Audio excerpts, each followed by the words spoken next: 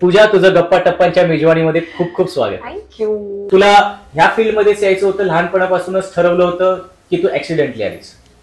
या फील्ड मध्ये यायचं होतं पण ठरवलं कधीच नव्हतं.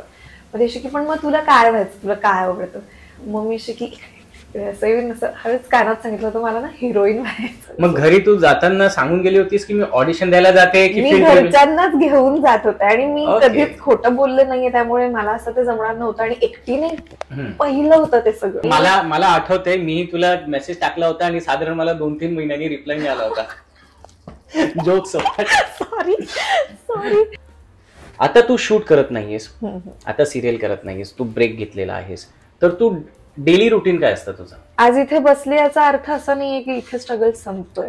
U know, as an artist तुम्ही वेगळ्या रोल्स तुम्हाला अप्रोच केले जातात, तुमच्या अपेक्षा काहीतरी वेगळ्या असतात.